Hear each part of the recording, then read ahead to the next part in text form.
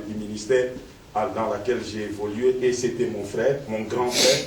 On a parlé, on a discuté, c'était difficile pour qu'il me laisse partir, parce que je crois que dans son ministère, j'étais aussi un bon élément, et je souligne en passant que c'est un frère bien, auprès de qui j'ai appris beaucoup de choses, je lui dois reconnaissance parce qu'il m'a... Mais vous ne vous gênez pas de reconnaître devant les caméras, devant le monde entier, que vous avez appris beaucoup de choses auprès de ce frère-là. Je ne les regrette pas parce que... Certains hommes de Dieu n'aiment pas qu'on sache qu'il a appris quelque chose. Non, parce que je ne sais pas s'il sert quel Dieu. Parce que le problème, c'est quoi? C'est le principe du corps. C'est un frère, j'ai dit c'est un frère bien, je le reconnais devant la caméra, c'est un frère bien, d'auprès de qui j'ai appris beaucoup de choses, qui m'a ouvert beaucoup de portes. Donc aujourd'hui, sans ce que je suis en train de faire, j'aimerais bien rester à ses côtés, parce qu'à ses côtés j'étais bien. Donc quand je dis que c'est un frère bien, j'ai appris beaucoup de choses, il m'a ouvert beaucoup de portes, je suis allé un peu partout dans le monde grâce à son ministère, grâce à ses contacts, et ça, je le reconnais. Et maintenant, il est arrivé que je devais aller faire ce que Dieu était en train de me demander de faire. Donc, c'est depuis l'été, c'est depuis le mois de juin de l'année passée que je suis parti de ces ministères. Je ne citerai pas les noms. Je suis parti de ces ministères.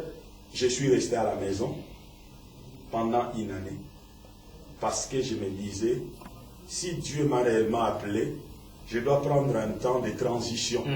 Parce que ce serait très dangereux au risque d'aller copier les mêmes choses alors que j'ai un mandat. Donc je devais un peu me vider des douches je venais et puis me remplir de la nouvelle dimension à laquelle Dieu était en train de me faire entrer. Donc j'ai pris une année. Donc c'est depuis l'été passé, je suis resté à la maison en train de prier, de travailler les recommandations du Seigneur. Et au mois d'avril de cette année, Dieu a commencé de nous ouvrir des portes. J'étais en train de faire un travail sur Internet, un travail fabuleux sur Facebook. J'ai béni Dieu pour ça. D'ailleurs, c'est sur ce canal-là que nous sommes rencontrés. Donc, j'ai béni Dieu pour ça. Et ce travail-là vraiment avancé. Je suis très content de ce que Dieu fait de nous. Mais au mois d'avril, Dieu a commencé à nous ouvrir des portes. Nous avons eu accès à cette salle. Donc, on était au nombre de 4. On a commencé un travail parce que on ne regardait pas le nombre que nous sommes, mais on regardait plutôt les portes que Dieu était en train de nous ouvrir pour aller dans les nations. Donc voilà, aujourd'hui, nous sommes au mois de juin. Comme ça faisait une année, on avait de mon départ officiel, je pensais que c'était un moment de faire un travail pour essayer un peu de mettre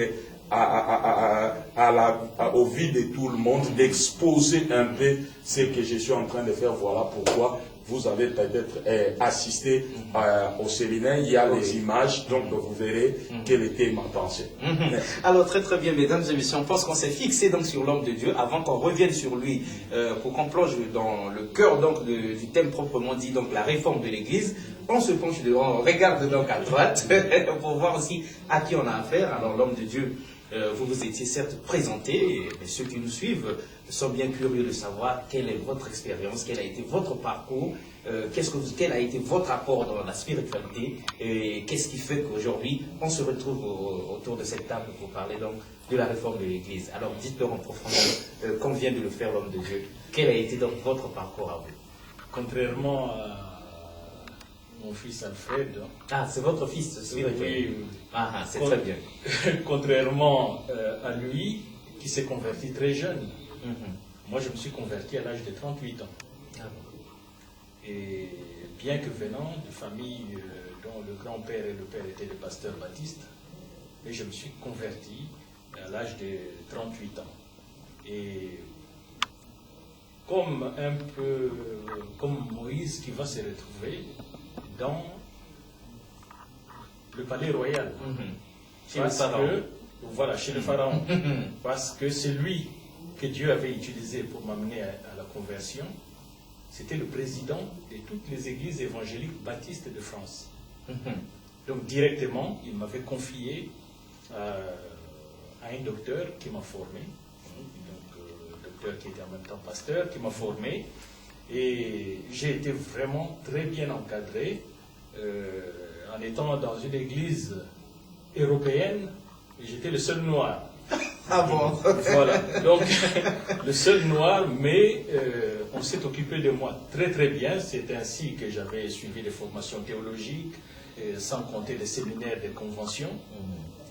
Et j'étais reconnu par le ministère, donc dans le ministère par les Blancs. Comme on dit, hein, entre guillemets, oui, dans le ministère par les Blancs. Et jusqu'au jour où les prophètes américains sont venus à Arras, la ville où j'habite. Alors, pendant une convention, c'est l'équipe du prophète qui est connu dans le monde, Mickey Robinson. Et c'est eux qui avaient révélé mon apostolat. En m'appelant comme ça, dans la salle, il y avait plus d'une centaine de... Donc, c'était pas vous-même qui vous étiez chez vous à la maison, qui vous avez dit Dieu m'a parlé, j'ai eu un songe.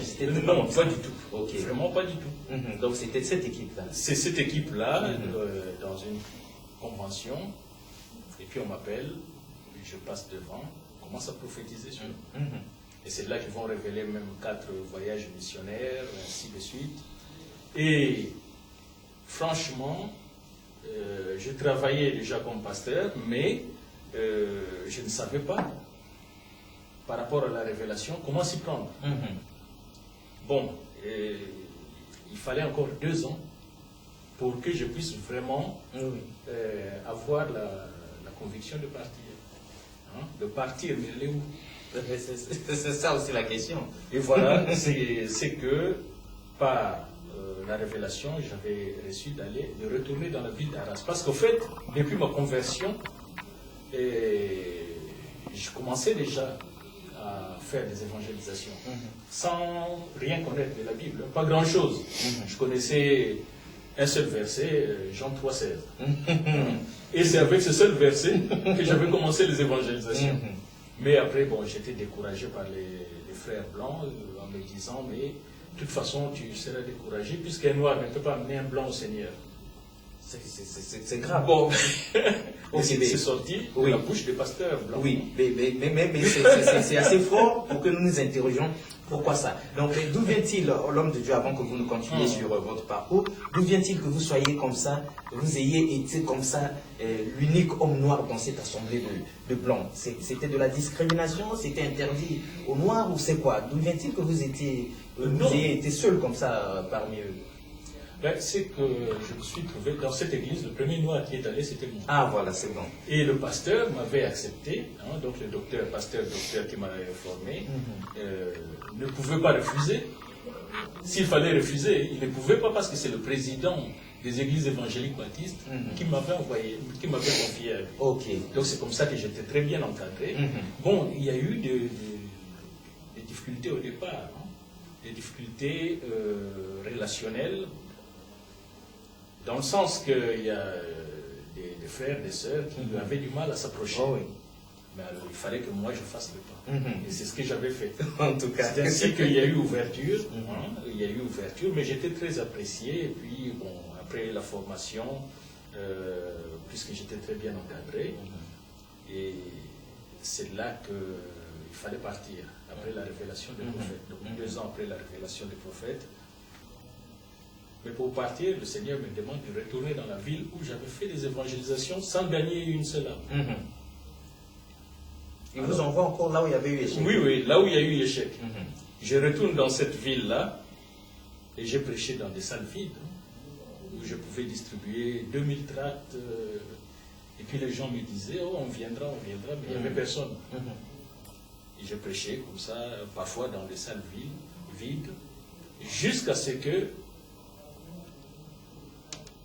16 personnes viennent tout d'un coup. 16 personnes et qui se convertissent, des blancs. Et c'est depuis là que la porte était ouverte. La porte était ouverte. En tout cas. La porte était ouverte. Et c'est de cette façon-là que j'avais personnellement compris aussi certaines visions que j'avais reçues.